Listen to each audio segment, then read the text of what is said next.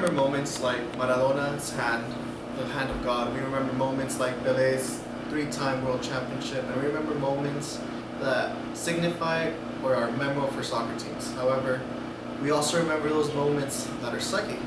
Maybe when some Kalusha missed that ball that he was alone and hit the post. Those moments of Cruz Azul missing every final.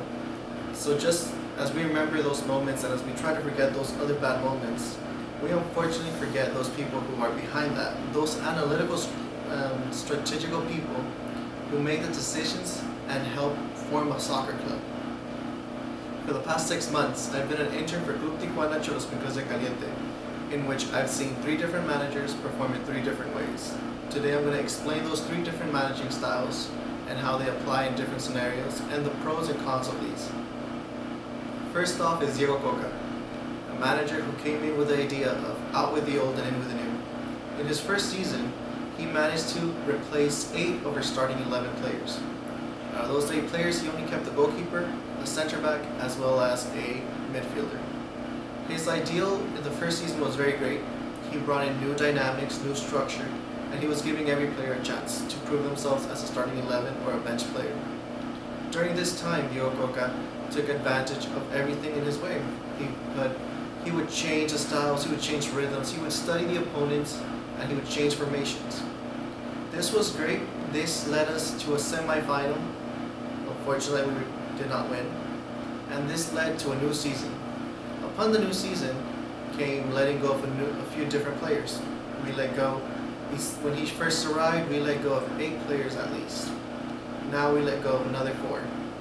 With 4 players leaving comes a new rebuilding of the club. We brought in at least 5 players. Of these 5 players, unfortunately, only one became a starter.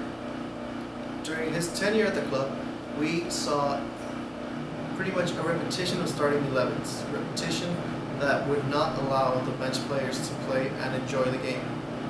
Unfortunately, this called a downfall. The downfall came with players knowing that they would be benched and knowing that they would probably not get any game. This pretty much gave every session, every training session, a poor game.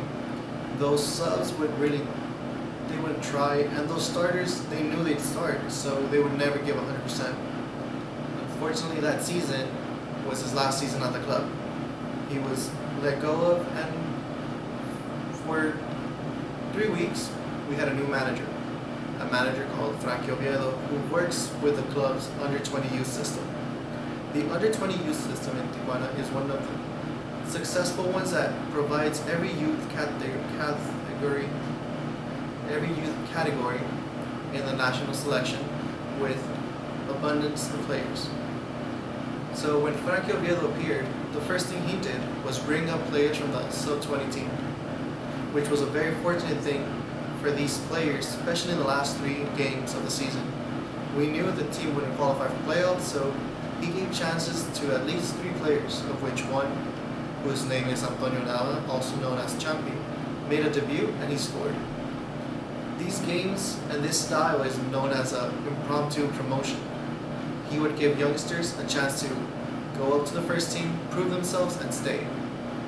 In contrast to what the other manager did, who had a set starting 11, the downside to a formation that was so impromptu with new players coming in and out was that the experienced players were feeling left out and feeling like they were being replaced. So a lot of players would also stop training, as good as they were. With this came in the end of the season where we did not qualify. It was one of the worst seasons for us. Fortunately, as soon as the season was over, Frankie Oviedo stated that he would want to go back to the sub-20 team and develop more players. With that came in the scouting for a new manager, and the new scout is now the new manager is now Oscar Pareja. Oscar Pareja's style is a more dynamic one. The first thing he did when he arrived to Cholos, and many people were not aware of apparently, was the reading of the Liga MX rulebook, where he saw the rules and he saw a way that he did not have to play a youngster all the time. In Mexico, there's a rule called the 1,000-minute rule, in which in 17 games, the youngsters have to play a total of 1,000 minutes. However, he read the rule book and he saw that there was a way to get more minutes while they played for club as well as national selection team. Oscar Pareja's way of studying that was letting players play here and playing in the national team to build up those minutes without causing a grave impact in the starting 11. What he also did was he brought in the necessary pieces for the club. He didn't let go of many players, and the players he did let go of were those players brought in by Diego Coca, who were not getting minutes but were young and promising, such as the case of Gustavo Canto and Robio Rubin, who were under 23 players who are very good and unfortunately did not get enough playing time. Now they're loaned out in Tijuana's second division associate team, Dorados de Sinaloa, where they're getting abundance of game time. Besides this, when Oscar Pareja arrived, he made a few signings. He signed a center back that was very desperate. The team needed a center back. And we also got two strikers, Gustavo La Pantera Bo and Ariel Nahuelpan, who now have a total of 13 goals together. This team together has gone very far. From being one of the worst 6 teams last season is now one of the top 8 teams and is now in playoffs. The first thing Oscar Pareja did was he let a starting 11 that the previous manager left. Unfortunately, we lost that game. Then he switched it up a little bit and we ended up tying a game. And he switched it up a bit more and we lost the game. And he explained, he's like, this is the way you guys were playing. This is the way that you guys wanted or you guys expected to play. Following that, he brought in his take. He told people, fight for your spot. Now, in every training session, everyone's giving 110% to be part of the starting 11. And the huge difference is that when he sees that he needs to make a substitution, he'll do it even in minute 45 if necessary.